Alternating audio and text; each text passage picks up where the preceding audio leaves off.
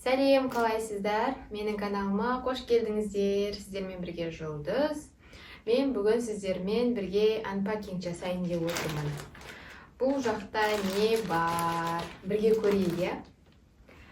Қазір ашып көрген жоқпын. Жаңа ғана үйге алып келдік почтадан. Опа! Не екен? Негізі мен босанғаннан кейін уходовый косметикамды өзгертемін деп өз-өзіме уәде бергенмін. Енді сол уәдемде тұрып, міне босанғаныма 1 ай болды. 1 ай дегенде косметикамды өзгертіп жатырмын. Бұл подарка болу керек. Мыжылып қапты. Коробкасы. Вау! Мен ылғи да бір кісіден, бьюти бір эксперттен аламын косметиканы, уходовый косметикаларды. Ол кісі барлығын айтып береді, суретіңді жібересің, тері типіңді бәрін айтасың. Соңген саған өзі косметика таңдап береді. Қанша ақшаң бар, суммаңа да байланысты, бірақ шынымен әсер ететін. Ол кісінің сторисінен айтпақшы бір байқап қалған етін, осынша суммадан асса, мен сіздерге косметичка беремін деп. Уәдесінде тұрып, косметичка салып жіберді. Жақындатып тұрып көрсетейін ба?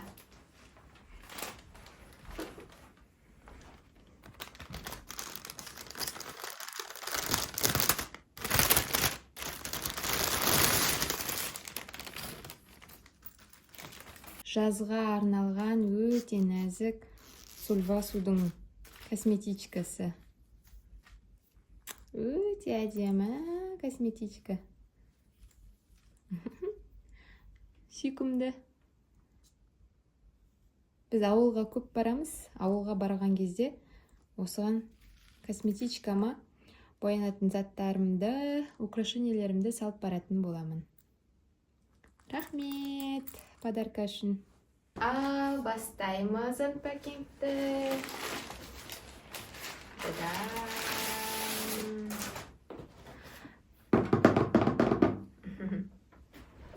Бірге ашайық, я?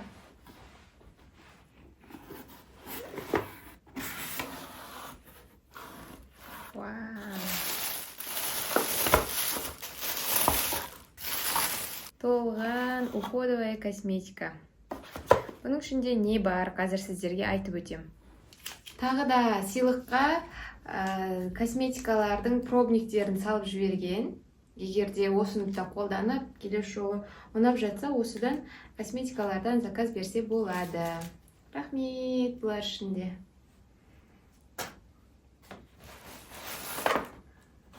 Мына жақта тағы бар екен. Ал жеке-жеке таныстырайын, не екен? 107 брендінің шашқа арналған шампуні. 500 миллиграмм ғой. Наумаған мен өзім ғана қолданам, біраз уақытқа жетейін деп тұр ғой.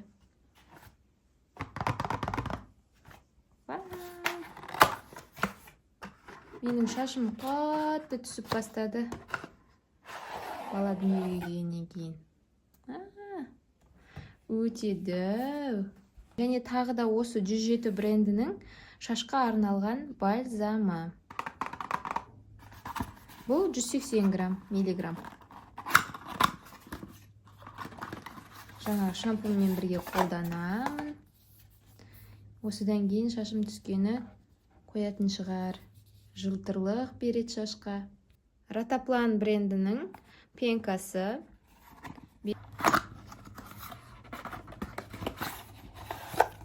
Вау, үлкен 150 миллиграмдық. Ратапланның SPF-касы өте жақсы деп мақтайды негізі. Пенкасы да жақсы шығар. Ангиофармның сезімтал теріге арналған кремі.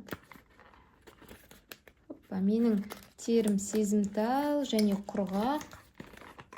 Соған арнап осы крем. Манионың вокруг глаз кремі. Көз айналасында менде уже майда әжімдер бар. соның алдын алу үшін, терең ажым түсіп кетпес үшін осы вокруг глаз кремін қолданатын боламын. Және де мист тонердің орнына қолданса да болады. Манионыкі болды. Осылардың барлығы қанша ақша болды деп ойлайсыз? Жаза кетіңіз комментарийге, я? Бұл жерде біраз уходовая косметика жоқ, себебі өзімде үйде қолданып жүргендерім әлі таусылған жоқ, таусылғандарын ғана алдым. Осылар. Жаңағы алған заттарымнан бөлек тағы да маған біраз сыйлықтар келген. Біразын ашып қойдым, бірақ осы екеуін ашпаппын әлі. Мынау барлығыңыз біліп отқан шығарсыздар. Спонжиктар. Біреуі жүрек пішінді және осындай сопақша келген. Менің спонжигім ескіріп қалып еді, енді осыларды қолданатын боламын. Және де коллаген тоналка. Та-да-да-дам! Не коллаген SPF 15 дейді. Тағы да мынадай нәрсе, бұның атын шынымды айтсам есіме түсіре алмай тұрмын. Киімнің түтіктерін алатын аппарат дейм ба? Өте арзан қалдым негізі. Бұны алып қойыппын да, бірақ ашпаппын. Қанша екен? Айтайын ба? 1600 теңге. Енді бұл жұмыс жасай ма десеңіздер, 1600 теңгеге алуын алып алдым да. Жұмыс жасаса жақсы болар еді. Қолданып көрсетейін ба сіздерге?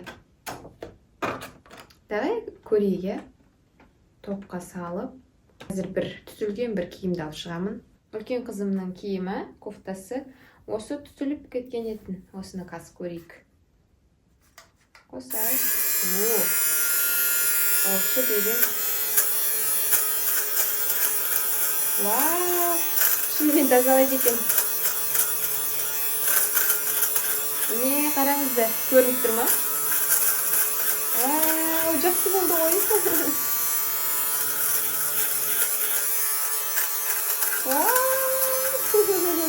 Қандай күшті, міне түсірген жерлерін алынып отыр. Мына жерге жиналады екен. Жақындатып көрсетейін. Осы жерге міне жиналады екен. Мына ашылуы керек, е? Міне былай ашылады екен. Мусорын төге саламыз. Сіздерге де кеңес етем, кеңес беремін алуға. Менің көрсететін заттарым әлі бітпепті. Айтпақшыдай, мен өз қолыммен алдында да бір өзім таныстырған кезде айтып едім, украшениялар жасаймын деп кеше отырып, уақытым болды біраз. Сөйтіп отырып жазға арналған украшениялар жасап алдым. Мынау құлағымда тұрған, мойнымда тұрғанның барлығын өз қолыммен жасап алғанмын. Мақтанайын деп тұрмын сіздерге. Қазір негізі модада бір ғана алқа, чокер емес, бірнешеу 5-6 тағып жүре беретін мода, я қазір. Сөйтіп, мен де қазір солай қабаттастырып, біріншісіне бірін тағып жүре беретін болдым. Ол маған өте қатты ұнайды. Біріншісінде бір алғаш көргенде ерсі көрінген шығар, ал қазір көзіміз де үйренді, өзіміз де ұнатып кеттік. Мынадай чокер жасап алдым. Мен өзім негізі таза жемчугтардан, культивированный жемчугтардан жасаймын. Және мынадай алқа. Осындай сырға, мынаны да өзім жасадым. Аны әртүрлі қып үйлестіріп таға беруге болады. Қазір тағы да жасағанды көрсетейін. Мынадай да түрлерін жасадым. Мынау тұрғандардың барлығы алынады. Неге біреуі ақпен, ақ жемчугпен, біреуі өзі ғана сары бублик тұр деп ойлайтын шығарсыздар. Бұлардың бәрі алынады, салынады. Любой қызылмен сарыны тағып алсам да, сұр тағып алсам да, ақтың өзін тағып алсам да бола береді. Бір жақсы жері. Универсал. Мынау чокерді көп видеодан байқаған шығарсыздар, я, менің видеоларымнан. Бұны жасағаныма біраз болды негізі, қыс. Алдыңғы жылы жасадым. Алдыңғы жылы күзде ма жасағам. Осындай чокер бар. Мынаны кеше жасадым. Жазға арналған как раз. Бұл жылы енді шомылуға барамыз ба, бармаймыз ба білмеймін, бірақтан шомылуға нағыз чокер ғой мынау. Мынаны да алдында жасағам. Бұл тастардың әрқайсының өз аты бар. Қоңыр түстісінің, көк түсті, біз үшін солай көрінеді ғой барлығы. Қарапайым бұндай тастардан хабар жоқ адамдардың. Қоңыр, ақ, көк, қызыл, жасыл түсті дей салады, бірақ бұлардың барлығының өзінің аттары бар. Және мынандай жемчугтар, рис жемчуг дейді, круглый жемчуг дейді. Жемчугтардың да негізі формаларына қарап әртүрлі айтылады. Және де міне тағы бір түрі. Бұны да негізі алдында жасағам етін. Мынандай ортасында коны бар. Бұл жасағандарымның санаулысы ғана. Әлі ар жақта негізі біраз ақтарсам көп шығады менде. Және бұл арқылы мен бизнесті жасаған болатынмын. Алдағы уақытта может қайтадан қолға алармын. Көреміз. Алла қаласа, уақыт болып жатса. Әзірге бұл видеоны тоқтатайын. Келесі видеода, егер де сіздерге қызық болып жатса, осындай украшениелерді жасауды да көрсетейін, өз қолыммен қалай жасаймын, тастармен таныстырайын. Бәлкім сіздердің араларыңызда да осындай әшекей бұйым жасауға қызығатын қыз-келіншектер бар шығар. Бәлкім бұны да сіздер бизнеске айналдыратын шығарсыздар. Бір пайдам тиіп қалар сіздерге де, Алдағы влогта осымен бөлісетін боламын. Әзірге сау болыңыздар.